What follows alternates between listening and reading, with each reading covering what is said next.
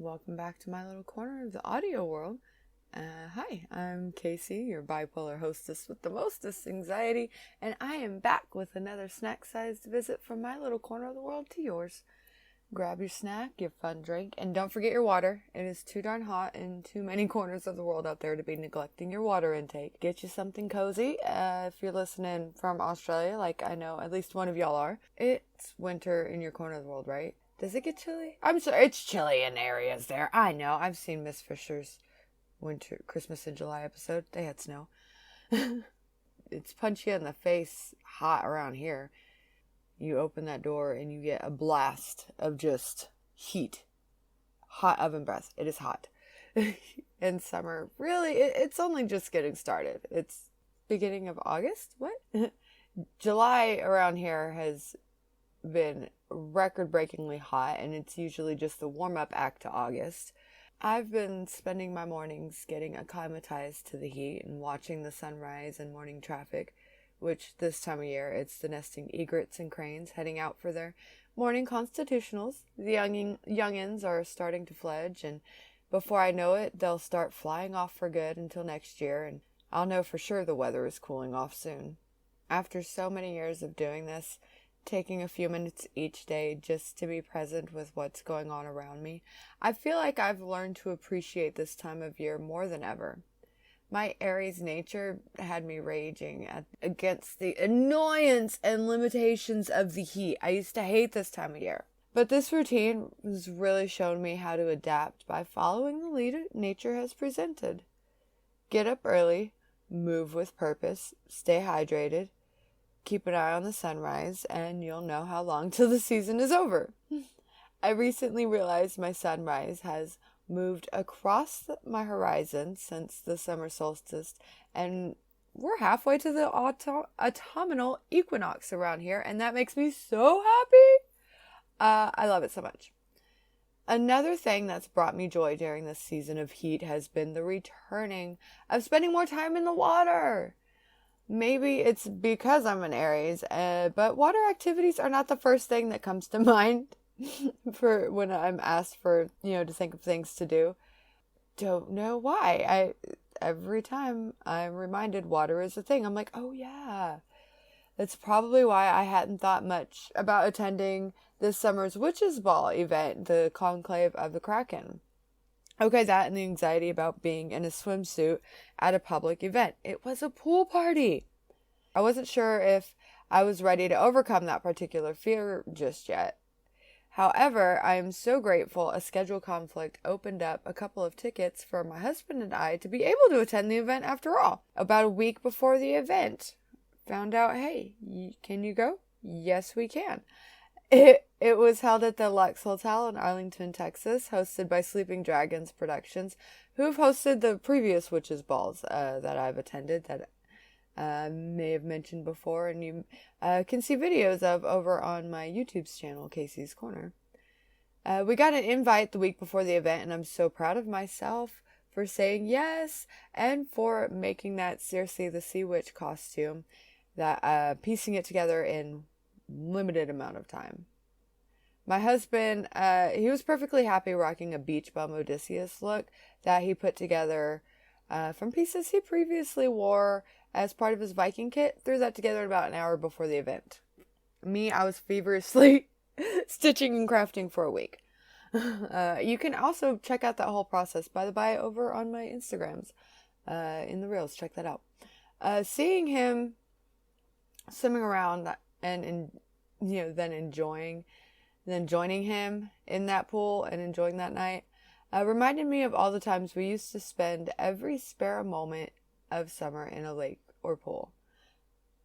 I don't know when life got so caught up and we stopped doing that.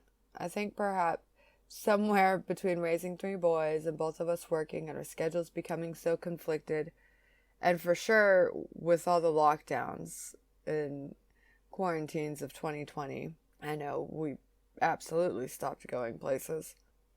For years, we worked so hard to build this life for our family that we rarely had more than a few hours off together a week. Now that the oldest is 21 and the second is starting his senior year and the youngest is thoroughly in double digits now, we are relearning how to prioritize the things we used to love to do when life wasn't so demanding.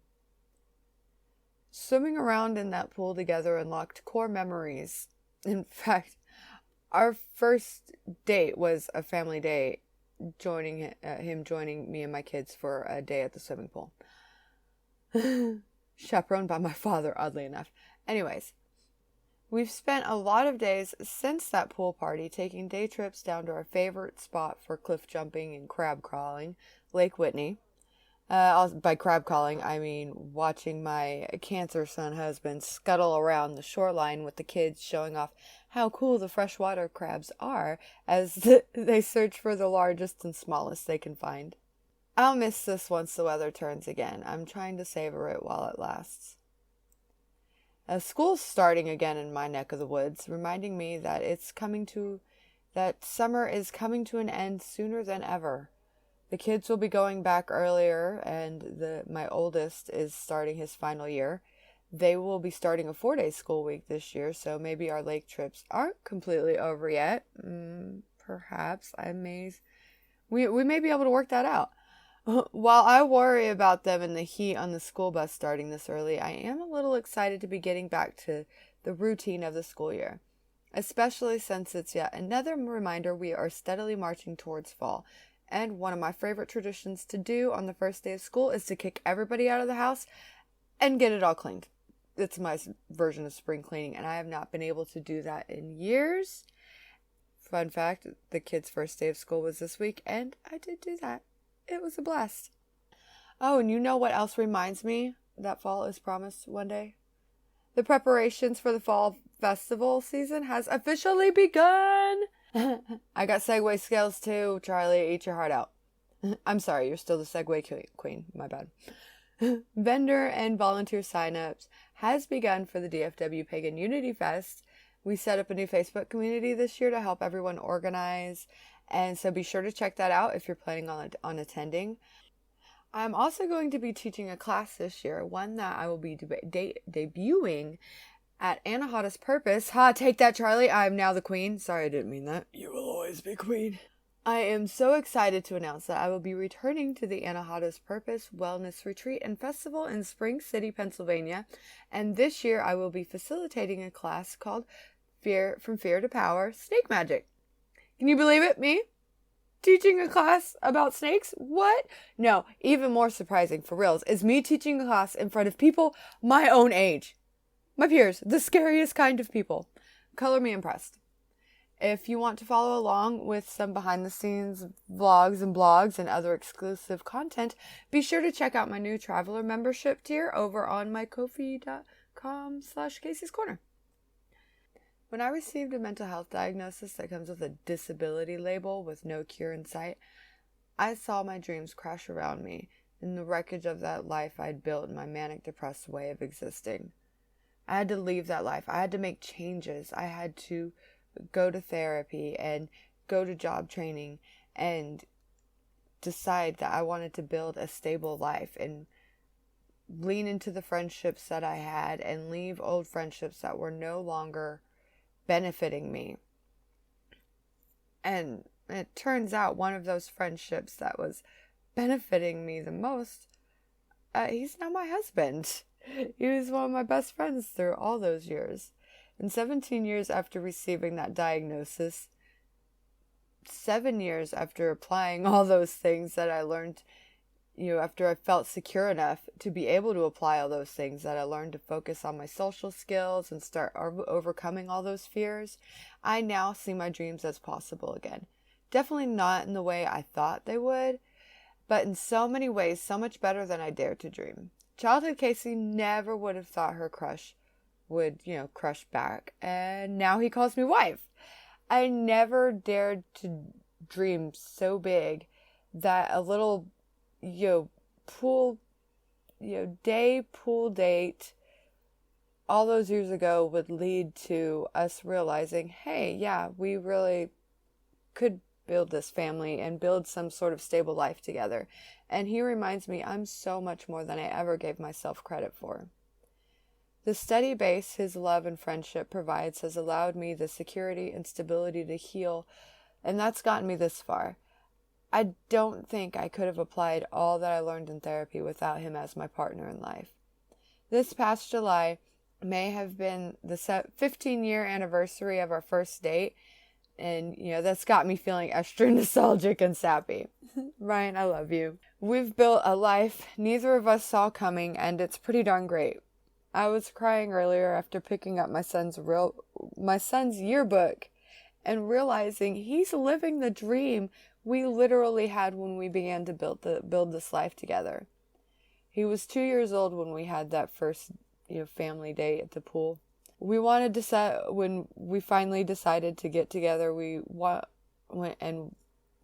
to buy this house. We said we wanted to settle somewhere safer and somewhere more stable than what we had growing up. I stated I especially wanted that 2-year-old to be able to start and finish school in the same district. This year, he's starting his senior year, and it's a dream come true indeed. I really can't believe this life that I'm living, and I am so excited to be sharing it with you, and I can't wait to share more. I am the Segway Queen. If you want to hear more of my witchy stories and other musings, be sure to tune in next month at some point in time around the end of the month, the beginning of the following month, whenever. My schedule right about now is a little wonky because I will be attending Anahadas the first week of September, so thank you so much for your patience. For waiting for your snack size visits with me. Don't forget, you can now send me emails. I'll call it a raven over on my new website, welcome-to-caseyscorner.com, or follow me on my socials, also found there on my website and in the descriptions of this episode. Send me your snack ideas, and if you deal with anxiety issues, tell me how you manage to build community, and I may share them on my next episode. Let's learn from each other. As much of what gets me through is what I've learned from others. One day, I hope to see a whole flock of ravens waiting for me there. We can build our own little community. You can also check out for my latest videos over on my YouTube channel, Casey's Corner, also linked in the description. You can join me for members-only seasonal group spells over on my Ko-fi page and get exclusive access to special events like my chart reading with Teresa Marisa from Two Geminis and a Leo, who will be doing a live recording and teaching a class over at Anahadas as well. You can also get monthly group spells from my collection and behind-the-scenes travel vlogs. I now have 3 tiers of membership available, so go check them out.